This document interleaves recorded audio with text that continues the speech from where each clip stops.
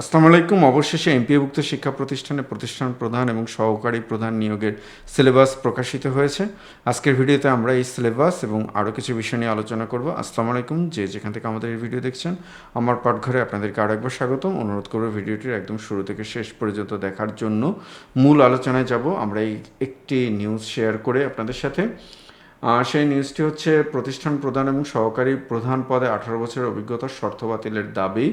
এমপিভুক্ত শিক্ষা প্রতিষ্ঠানের প্রধান শিক্ষক এবং সহকারী প্রধান শিক্ষক পদে নিয়োগের ক্ষেত্রে 18 বছরের অভিজ্ঞতার বাধ্যবাধকতা শিথিল করে কম অভিজ্ঞতা সম্পন্ন শিক্ষকদের নিয়োগ পরীক্ষা অংশগ্রহণের সুযোগ দেওয়ার দাবি জানিয়েছেন বিভিন্ন শিক্ষা প্রতিষ্ঠানের শিক্ষকরা।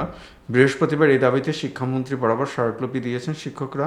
শিক্ষকদের পক্ষে মোহাম্মদ আবু নাসের সুমন, মোহাম্মদ তোফায়েল আহমেদ, মোহাম্মদ আসিফ আলী এবং মোহাম্মদ নজরুল ইসলাম মৃধা এই স্মারকলিপি জমা দিয়েছেন। স্মারকলিপিতে বলা হয়েছে, সম্প্রতি শিক্ষা মন্ত্রণালয় এমপিওভুক্ত শিক্ষা প্রতিষ্ঠানের প্রধান এবং সহকারী প্রধান শিক্ষক নিয়োগের ক্ষেত্রে 18 বছরের অভিজ্ঞতা বাধ্যতামূলক করে সংশোধিত এমপিও নীতিমালা জারি করেছে। এর ফলে চলমান নিয়োগ বিজ্ঞপ্তির ভিত্তিতে যারা 18 বছরের কম অভিজ্ঞতা নিয়ে আবেদন করেছেন তারা নিয়োগ পরীক্ষা অংশগ্রহণের সুযোগ থেকে বঞ্চিত হবেন।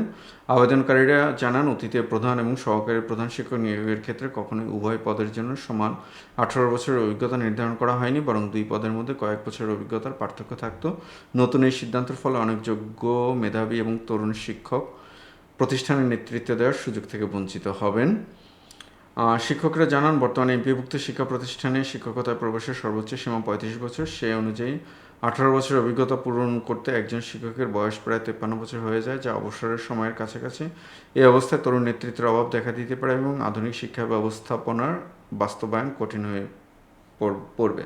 তাদের মতো তথ্য প্রযুক্তি নির্ভর আধুনিক শিক্ষা প্রতিষ্ঠান পরিচালনার জন্য তুলনামূলকভাবে কম অভিজ্ঞতা হলেও উদ্যমী এবং দক্ষ তরুণ শিক্ষকদের নেতৃত্বে আনা প্রয়োজন। তাই প্রধান এবং সহকারী প্রধান শিক্ষক পদে 10 থেকে 12 বছরের অভিজ্ঞতা সম্পন্ন শিক্ষকদেরও নিয়োগ পরীক্ষা অংশগ্রহণের সুযোগ দেওয়ার দাবি জানান তারা। আপনারা ইতিমধ্যে জানেন যে আপনাদের প্রতিষ্ঠান প্রধান এবং সহকারী প্রধান পদে নিয়োগের যে যোগ্যতা, অর্থাৎ অভিজ্ঞতার যে যোগ্যতা, সেটা সংশোধন করে বিধি গতকালকে প্রকাশিত হয়েছে। তো সেই বিধি প্রকাশিত হওয়ার ফলে 86,000 আপনারা যারা আবেদন করেছিলেন সেই আবেদন ইতিমধ্যে বাতিল হয়ে গিয়েছে। এবং গতকালকে নিউজে আমরা বলেছিলাম যে আপনাদের যে আবেদন ফি, সেই আবেদন ফিটা মোবাইল ব্যাংকিংয়ের মাধ্যমে আপনাদের কাছে ফেরত দেওয়া হবে। এবং এই যোগ্যতার অভিজ্ঞতার যোগ্যতা বৃদ্ধি করার ফলে যে আপনার প্রায় অর্ধেকের বেশি শিক্ষকরা আপনারা আবেদন করতে পারবেন না। এখন আরেকটি প্রশ্ন, আপনাদের নতুন আবেদন কবে থেকে শুরু হবে? আশা করছি রোববার আপনাদের নতুন বিজ্ঞপ্তি জারি হবে এবং রোববার এই বিজ্ঞপ্তি জারির পর রোববার থেকে, অর্থাৎ 15ই মার্চ থেকে আপনাদের আবেদন শুরু হতে পারে। তো আবেদন শুরু হলে নিশ্চয়ই আমরা আপডেট জানিয়ে দেব। আর এই ধরনের আপডেট পেতে অবশ্যই আমার পাঠঘর আপনাদের পাঠঘরকে সাবস্ক্রাইব করে রাখবেন। এখন আপনাদের কাছে একটি প্রশ্ন, সেই প্রশ্নটি হচ্ছে যে অভিজ্ঞতার যোগ্যতা যে 18 বছর নির্ধারণ করা হলো সহকারী প্রধান এবং প্রধানদের জন্য, এই জায়গাটাতে আমার মনে হয় যে একটু কিছু বলার সুযোগ আছে। সেটা হচ্ছে যে প্রতিষ্ঠান প্রধান তার অভিজ্ঞতার বয়স অভিজ্ঞতার মেয়াদ বা অভিজ্ঞতার সময় যদি 18 বছর ধরা হয়, সেক্ষেত্রে সহকারী প্রধানের অভিজ্ঞতার সেটা মনে হয় যে আমার, যেহেতু এটা আগ থেকেই বা বিভিন্ন সরকারি বা অন্যান্য প্রতিষ্ঠানগুলোতে এইখানে একটি বয়সের গ্যাপ, অর্থাৎ মূল প্রধান এবং সহকারী প্রধান এদের মধ্যে অভিজ্ঞতার গ্যাপটা মনে হয় একটু রাখা যেত। যেটা আমরা যে নিউজটা দেখালাম, সেই নিউজে নেতৃবৃন্দ যেটা দাবি করেছেন সেটা, অর্থাৎ আমার মতে, এটা আমার ব্যক্তিগত মত, আপনাদের কী মত অবশ্যই জানাবেন, যে যদি প্রধানের অভিজ্ঞতার সময়কাল যদি 18 বছর হয়, তো সেক্ষেত্রে সহকারী প্রধানের অভিজ্ঞতার বয়স বা অভিজ্ঞতার সময়কাল আমার কাছে মনে হয় যে 18 বছর থেকে কিছুটা কম হলে ভালো হতো। সেটা যদি 15 বছর হতো, আমার কাছে মনে হয় যে ভালো হতো। আপনাদের মতামতটা অবশ্যই জানাবেন।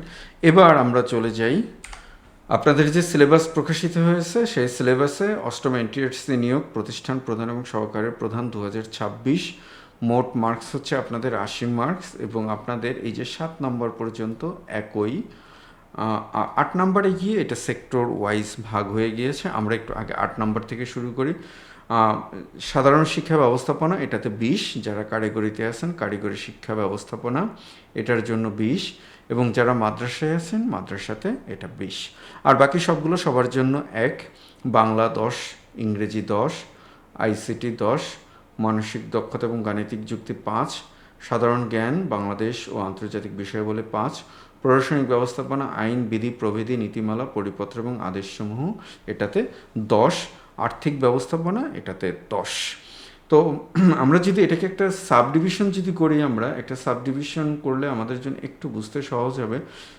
সেই সাব ডিভিশনটা হচ্ছে যে আমরা যে শিক্ষা সম্পর্কিত যে বিষয়গুলো, এই শিক্ষা সম্পর্কিত বিষয়তে আপনাদের জন্য মার্কস হচ্ছে 40, আমি একটু সাইডে লিখি। আর আপনাদের যে জেনারেল যে বিষয়গুলো, সেই জেনারেল বিষয়তে আপনাদের মার্কস হচ্ছে 40। এই তো আপনাদের মোট যে 80 মার্কস, সেই মোট 80 মার্কসে আপনাদেরকে 40% মার্কস পেতে হবে। 4টা 32 পেতে হবে। এই ফাঁকে আমি একটু বলে রাখি যে আগের কোনো একটি ভিডিওতে আমি হয়তো এই হিসেবটা করতে গিয়ে একটু ভুল করেছি। একজন সম্মানিত শিক্ষক আমার ভুলটা সংশোধন করে দিয়েছেন, আপনাকে ধন্যবাদ। সবসময় আমার পাঠঘর মানে আপনাদের পাঠঘর সাথে আপনারা থাকবেন, এবং এই আপনাদের পাঠঘরের ভালো মন্দ, আপনাদের পাঠঘরের সাথে আমি আছি। আমিও মানে আমি মনে করি যে আমিও পাঠঘর পরিবারের একজন সদস্য, এটাই। এর বেশি কিছু আমি আমাকে মনে করি না বা মনে করতে পারি না। আর ভুল হওয়াটাই স্বাভাবিক, ভুল হয়েও গিয়েছে, আমরা কেউই ভুলের ঊর্ধ্বে না। তো এখন আমরা এই যে সিলেবাসটা, সেই সিলেবাসটাকে আমরা একটু পোস্টমর্টেম করব। পোস্টমর্টেমটা কিভাবে করব দেখুন, যে আপনারা যারা শিক্ষক আছেন, আমি আবার একটু বলে রাখি, আপনারা আমার শিক্ষকদের শিক্ষক, 18 বছর চাকরি করেছেন, সেই হিসেবে আপনাদের বয়স প্রায় 55 বা 56-র কাছাকাছি। সেই হিসেবে আপনারা আমার শিক্ষকদের শিক্ষক। তো আপনাদেরকে কোনো পরামর্শ দেওয়া বা আপনাদেরকে কোনো কিছু শেখানোর সেই যোগ্যতা আমার নেই, আমি ক্ষমা চেয়ে নিচ্ছি যে এটা। তো আমি এখন যেহেতু আমি এগুলো নিয়ে কাজ করছি, আমার অভিজ্ঞতা থেকে কিছু কথা বলছি বা আপনাদের কাছ থেকে যেটা শিখেছি সেটার উপর ভিত্তি করেই বলছি। এই যে আপনাদের যে অংশটা আছে, এই অংশটা নিয়ে আপনারা একটু ঝামেলায় পড়ে যাবেন। এর কারণটা কি? এর কারণটা হচ্ছে যে বিধি বা আর্থিক ব্যবস্থাপনা বা সাধারণ শিক্ষা ব্যবস্থাপনা বা আইন নীতিমালা প্রভৃতি ইত্যাদি, সম্মানিত শিক্ষকরা আপনাদের যাদের কাছে বেসরকারি শিক্ষক বিধিমালা বইটি আছে, প্রায় 1200-1300 পৃষ্ঠার বই, তাও শুধুমাত্র বেসরকারি শিক্ষক বিধিমালা, এর বাইরে আর্থিক ব্যবস্থাপনা এবং সাধারণ শিক্ষা ব্যবস্থাপনা, ওই বইটাতে আর্থিক ব্যবস্থাপনাটাও কিছুটা কাভার করা আছে, কিন্তু শিক্ষা ব্যবস্থাপনা পুরোপুরি কাভার করা নেই। আপনারা যারা বিএড করেছেন বা সম্মানিত শিক্ষকরা যারা এমএড করেছেন, আপনারা দেখেছেন কি মোটা মোটা বই, তো সেগুলো সবগুলো কিন্তু এর মধ্যে। তাহলে এখন এইখানে এই অংশটুকু 40 আপনাদের জন্য খুব খুব চ্যালেঞ্জিং হবে। আমি অনুজ হিসেবে বলছি, যেহেতু আমি নিজেও ল কমপ্লিট করা বা এলএলবি কমপ্লিট করা, এবং একই সাথে যেহেতু সরকারি চাকরি করি, স্বাভাবিকভাবেই এই নীতিমালা বা বিধিমালা বা এগুলো সম্পর্কে একটু জানাশোনা থাকতে হয়। আর আইনের ছাত্র হিসেবে পড়তে হয়েছে, যে অনেকগুলো মাথার উপর দিয়ে গিয়েছে, অনেকগুলো না, ম্যাক্সিমামটাই মাথার উপর দিয়ে গিয়েছে, অল্প কিছু ধরে রাখতে পেরেছে, সেগুলো পরীক্ষার খাতায় লিখেছে। তো এই যে জায়গাটুকু আপনাদেরকে চ্যালেঞ্জে ফেলে দেবে। এখন এই চ্যালেঞ্জ থেকে তাহলে আপনারা উতরাবেন কীভাবে, সেটা দেখার জন্য আমাদের একটু ভিডিওটা শেষ পর্যন্ত দেখবেন। আর মাঝখানে যে জায়গাটুকু আছে, মাঝখানে এই জায়গাটুকুতে আমার কাছে যেটা মনে হয়, যেহেতু আমি দীর্ঘদিন এটা নিয়ে কাজ করছি, যে সম্মানিত শিক্ষকদেরকে সবচেয়ে বেশি ঝামেলায় ফেলে দেবে এই আইসিটিটা, ঝামেলায় ফেলে দেবে, আর মানসিক দক্ষতাটা ঝামেলায় ফেলে দেবে। দেখেন, আইসিটিটা আপনারা সবাই অনেকেই আইসিটিতে দক্ষ, কিন্তু আপনারা মানে দক্ষতা অর্থাৎ প্রাত্যহিক কার্যক্রম চালানো একটা বিষয়, আর আপনার পরীক্ষার জন্য আইসিটি বা পরীক্ষার আইসিটি সেটা একটু ভিন্ন বিষয়। আপনারা অনেকেই খুব এক্সপার্ট, কোনো সন্দেহ নেই। তো সেক্ষেত্রে এই যে আইসিটি আপনাদের 10 মার্ক দিয়ে দিল, আমার কাছে মনে হয় যে এটাও আপনাদেরকে চ্যালেঞ্জের মুখে ফেলে দেবে। আর মানসিক দক্ষতা এবং গাণিতিক যুক্তি, দেখুন এইটা আপনাদেরকে ডবল চ্যালেঞ্জে ফেলবে, ডবল চ্যালেঞ্জে ফেলবে। কিভাবে? দেখুন, মার্কস দিয়েছে কত? মার্কস দিয়েছে 5। আমার অভিজ্ঞতা হলো যে আপনারা অনেকেই সিদ্ধান্ত নিয়েছেন যে এই পাস মার্ক আপনারা বাদ দিয়ে দেবেন। আমি যখন এই ভিডিওটা করি তখন একজন সম্মানিত স্যার আমাকে ফোন দিয়েছিলেন, বলছিলেন যে স্যার আমি কি এটা কি বাদ দিয়ে দেবো কি না। আপনারা অনেকে হয়তো এই চিন্তাটা করতেছেন।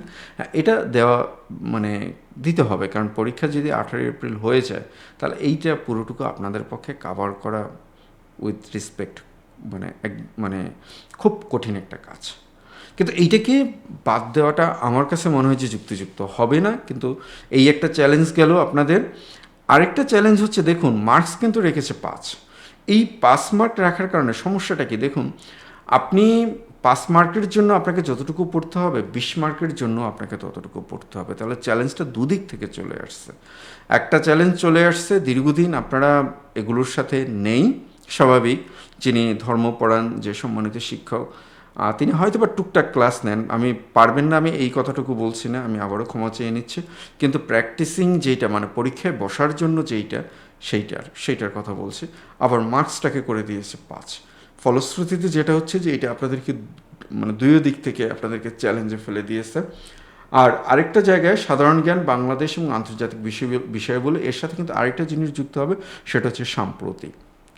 এখন এই যে জায়গাটা, এই এই চ্যালেঞ্জের জায়গাটা যদি ওভারকাম করতে হয় আপনাদেরকে, এই যে জায়গাটা, এই জায়গাটাও আপনাদেরকে ওই গণিতের মতো সেম চ্যালেঞ্জের জায়গায় রেখে দিয়েছে।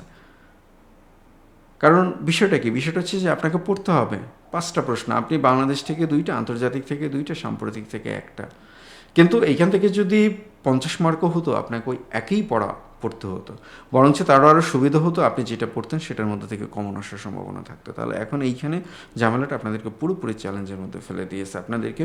তো এখন যে বিষয়টা নিয়ে আমরা কথা বলবো, সেটা হচ্ছে যে আপনাদের এখন সবচেয়ে বেশি চ্যালেঞ্জ যে অংশটা ফেলবে প্রশাসনিক ব্যবস্থাপনা, আমরা এইটা নিয়ে একটু কথা বলবো।